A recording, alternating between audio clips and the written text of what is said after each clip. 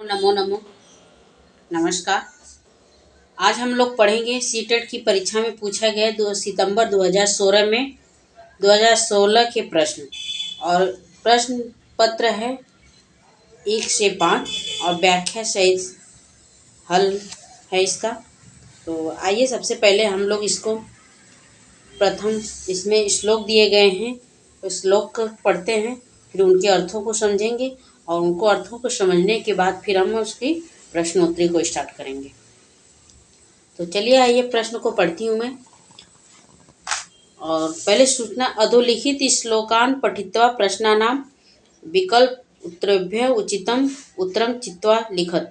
करें कि अधोलिखित जो नीचे अधोलिखित श्लोक दिए गए हैं उसको पढ़कर और उसमें से उचित विकल्प को चुनकर लिखना है। ऐसे ही आपके एग्जाम में भी आएगा प्रश्न। हालांकि इस बार 2 साल से कंप्यूटर सीबीटी टेस्ट हो गया है, लेकिन प्रश्न तो वैसे ही आ रहे हैं ना, प्रश्न में तो कोई बदलाव नहीं हुआ है। तो श्लोक गद्यांश पद्यांश ये सब तो आएंगे ही। तो चलिए आइए हम लोग पहले श्लोक को पढ़ते हैं। श्लोक अश्वानाम लक्षणम वेगो गजानाम लक्षणम मदः चातुर्यम लक्षणम स्त्रीणाम उद्योगो लक्षणम नृणाम। करे कि अश्वान मतलब घोड़ों का वेग, घोड़ों का लक्षण होता है अत्यधिक तेज गति से, वेग मतलब अत्यधिक तेज गति से चलना। और गजा नाम लक्षणम मदम, और हाथियों का लक्षण होता है मद, अत्यधिक धीमी गति से चलना। और चातुर्य लक्षण और चतुरता का लक्षण होता है स्त्रियों का। और उद्योगों का लक्षण होता है नर, और नरों का लक्षण होता है उद्योग करने का अर्थात कार्यों को करने का। और नैनम छिदंति शास्त्राणि नैनम दहति पावक। करे कि नैन न तो छिदंति शास्त्राणि, न इसको शस्त्र छिन्न भिन्न कर सकते हैं, तोड़ सकते हैं, और न ही आग जला सकती है, और न ही आग जला सकती है, और किसके बारे में कहा जा रहा है, ये आत्मा के बारे में कहा जा रहा है। आत्मा को न तो आग जला सकती है और न ही अस्त्र शस्त्र उनको छिन्न भिन्न कर सकते हैं अर्थात तोड़ सकते हैं, और न ही क्लेदेत्य और न ही उसको पानी गीला कर सकती है, और न ही हवा उसको उड़ा सकता है। और क्षमा शास्त्रम यरे यस्य दुर्जन किम करिष्यति। करे क्षमा शास्त्र क्षमा कर देना चाहिए, शस्त्रम दुर्जनम किम करिष्यति, दुर्जन क्षमा कर देना चाहिए। अगर किसी से गलती होती है, किसी से कोई अपराध होता है तो उसको क्षमा कर देना चाहिए और उससे दुर्जनों की जैसा व्यवहार नहीं करना चाहिए। अतृप्ति पति वह करे कि अतृणे पति तो वही स्वमेवोपास्यम्यति। करें कि और अतृणे वह पति तो वही स्वमेवोपास्यम्यति। करें कि छोटे से तिनके को भी, अगर छोटे सा तिनका छोटे से पत्ता भी गिर जाता है तो उसको अग्नि जला देती है। अजीर्णे भेषजम वारी, अजीर्ण अर्थात अत्यधिक कमजोर क्षीण को भी जीर्णे वाणी बल प्रदान, अत्यधिक जीर्ण क्षीण नहीं, या तो अत्यधिक जीर्ण क्षीण हो जाता है तो भी उसको जल में बल प्रदान कर देता है अर्थात बल से जल उसको अत्यधिक वेग के, जल में इतनी अधिक शक्ति हो जाती है, इतनी अधिक शक्ति होती है कि वो अपने वेग से उसको बहा ले जाता है। और भोजने अमृतम वारी भोजनते विषम प्रदम। करे कि भोजन में भोजन पच जाने के बाद भोजन पानी एक अमृत के समान होता है। भोजन करने के बाद कुछ देर बाद अगर हम वो पानी को ग्रहण करते हैं तो वो पानी हमारे लिए अमृत होता है। अब भोजन आंते विष प्रदानम, अब भोजन के मध्य में बार बार पानी को ग्रहण करने से वह भोजन हमारे लिए, वह पानी हमारे लिए विष को प्रदान करता है। और ददाति प्रतिगृह्णाति गुहाम ख्याति पृच्छति। करे कि ददाति जो देते हैं, जो देते हैं, अर्थात जो अपने रहस्यों को बताते हैं, छिपे हुए रहस्यों को बताते हैं, वह छिपे हुए रहस्यों को भी बताते हैं। और जो भुंक भुं भुंक्ते भोजयते से चैव षड्विधम प्रीति लक्षणम। और ये सब 6 लक्षण प्रीति के या प्रेम करने के लिए या सज्जनों के प्रति ये 6 लक्षण होते हैं। विकृतिम न गच्छन्ति संग दोषेण साधव। जिस प्रकार से साधुओं के प्रति जिस प्रकार से नहीं, साधुओं के प्रति दोष होने के बाद भी उनके दोष को हम देख नहीं पाते, अर्थात साधुओं के सज्जनों के मतलब साधुओं के अंदर भी कोई दुर्गुण होता है तो भी वो हमें दिखाई नहीं देता है, वो हम उसको नहीं देख पाते, अर्थात उनके अंदर में हम अच्छाइयाँ ही देखते रहते हैं। जिस प्रकार से चंदन के वृक्ष में सांप लिपटे रहते हैं फिर भी वह सांप अपनी शीतलता को नहीं छोड़ता है, ठीक उसी प्रकार से साधुओं में भी अर्थात सज्जनों में भी थोड़े से दुर्गुण आ जाने के बाद हम उनकी दोस्ती को नहीं हमें उनकी दोस्ती को नहीं तोड़ना चाहिए। तो आइए इसके प्रश्न को देखते हैं हम लोग। उद्योग के शाम लक्षणम अश्वानाम गजानाम स्त्रीणाम नृणाम। तो उद्योग किसका लक्षण है? तो जो ऊपर ही बताया गया है कि उद्योग नृणाम अर्थात D, option number D right होगा। उद्योग नृणाम व्याख्या देख लेते हैं इसका। उद्योग नृणाम अर्थात नृणाम मतलब मनुष्यों का, अश्वों का वेग है और गजों का मद है और स्त्रियों के चतुर लक्षण होता है जो मैं के ऊपर बताई आप लोगों को। और आप पद से पर्याय भवति, पर्यायवाची क्या होता है आप पद का? तो घट होता है कि पट होता है कि शर होता है कि जल होता है? तो आप में जल होता है, तो आप पद का पर्यायवाची जलम होगा। आप शब्द का पर्याय जलम है, घट घड़ा है, पट वस्त्र है, अस्तर में सरोवर होता है। और तृतीय श्लोक के अग्नि इति पदस्य स्थाने क शब्द प्रयुक्त वस्त्रम शिरस्त्रणाम वही काष्टम। कर अग्नि शब्द जो कि वही मिस अग्नि बताई मैं ऊपर, तो ऑप्शन नंबर इसमें सी होगा। वस्त्रम मिस वस्त्र होगा, शिरस्त्राणाम सिर से है, काष्टम मिस लकड़ी। कह तृतीय श्लोक में अग्नि के साथ वही पद का प्रयोग हुआ है। भोज्यांते किम विष प्रदम, भोजन के अंत में कौन विष को प्रदान करने वाला होता है? वारी होता है कि फलम होता है कि पया होता है कि मिष्ठानम होता है? तो भोजन के अंत में जल होता है। जल भोजन करने के तुरंत बाद ही अगर हम जल को धारण करते हैं तो वह जल हमारे लिए विष के समान होता है। इसकी व्याख्या देखते हैं। भोजन के अंत में वारी अर्थात जल विषप्रद है। अजीर्ण अर्थात खाना पच जाने के बाद जल औषधि है। जीर्ण अर्थात पाचन के अनंतर जल बलप्रद है। भोजन के मध्य थोड़ा पानी अमृत है और भोजन के तत्काल बाद जल विष के समान है। कि भोजन के थोड़ी देर बाद अर्थात भोजन कर रहे हैं तो बीच बीच में थोड़ा थोड़ा पानी लेना वो हमारे बलप्रद अर्थात हमारे लिए अच्छा है। और भोजन करने के तत्काल बाद तुरंत ही अत्यधिक जल को पी लेना हमारे लिए विष के समान है। अर्थात हमें भोजन करने के आधे घंटे 1 घंटे बाद जल को ग्रहण करना चाहिए। और प्रश्न है प्रीति लक्षणम कतिविधम।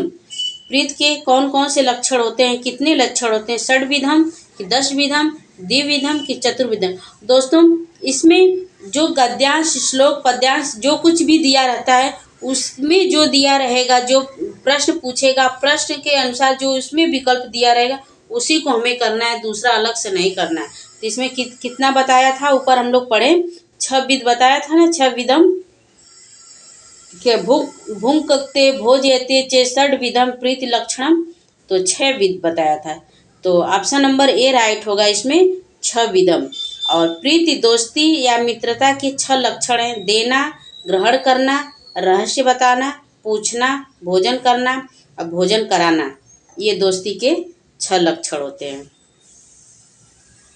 और आगे देखते हैं। संग दोषेण विकार कुत्र न भवन्ति, किसके साथ दोष का विकार नहीं करना चाहिए, नहीं होता है।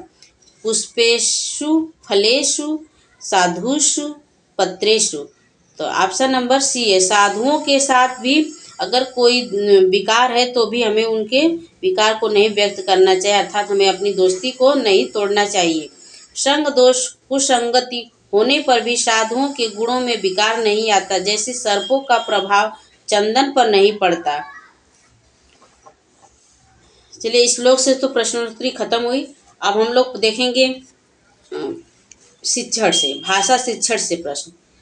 तो प्रश्न नंबर है, तृतीय कक्षाया शिक्षिका प्रत्येकं शब्दं से शुद्धोच्चारणेन ध्यानं ददाति एवं सा किं विकसितुम् इच्छति। करें, तृतीय कक्षा की शिक्षिका अर्थात टीचर है जो प्रत्येक शब्द की शुद्ध उच्चारण पे ध्यान देती।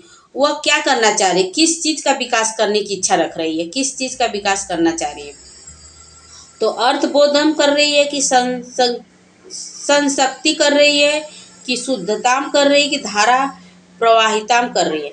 तो ऑप्शन नंबर इसमें सी राइट हो गया, क्योंकि वो प्रत्येक शब्दों पर जब ध्यान दे रही है तो वो प्रत्येक शब्दों पर ध्यान देने का मतलब ये है कि वो प्रत्येक शब्द को शुद्धता से पढ़ने की कोशिश कर रही है, अर्थात शुद्धता पर वो ध्यान दे रही है। तो व्याख्या देख लेते हैं इसकी। तृतीय कक्षा की शिक्षिका प्रत्येक शब्द के शुद्धोच्चारण पर ध्यान देती है, इस प्रकार वह शुद्धता को विकसित करना चाहती है।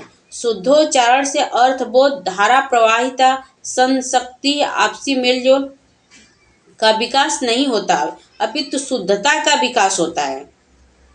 और नेक्स्ट क्वेश्चन है, अधोलिखितेषु कस्मिन् कार्ये सूक्ष्मपेशी कौशलस्य आवश्यकता अस्ति। आरोहणे, लेखने, कूर्दने, पठने। तो इसमें कर रहा है कि अधोलिखित कस्मिन् कार्य से सूक्ष्मपेशी कौशल का विकास होता है। सूक्ष्मपेशी मतलब फाइन मोटर स्किल, अर्थात अत्यधिक कम शक्तियों का प्रयोग किया जाए, अत्यधिक बस खाली वह इसमें उंगलियों को चलाना। फाइन मोटर के अंतर्गत, सूक्ष्म शिक्षण के अंतर्गत हमें बस हाथ के हथेलियों से आएगा, अर्थात उंगलियों के चलाने मतलब किस कार्य में, तो आरोहण मतलब चढ़ने के लिए उंगलियों का मतलब लगेगा, कि लिखने के लिए, कि कूदने के लिए, कि पढ़ने के लिए। किसमें सूक्ष्म पेशी, सूक्ष्म मतलब अत्यधिक कम पेशियों की जरूरत होगी।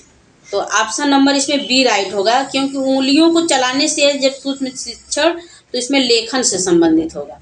लेखन से सूक्ष्म देशी कौशल हमेशा कार्य कला पर आधारित होता है। इसकी विकास प्रक्रिया बचपन से ही प्रारंभ हो जाती है।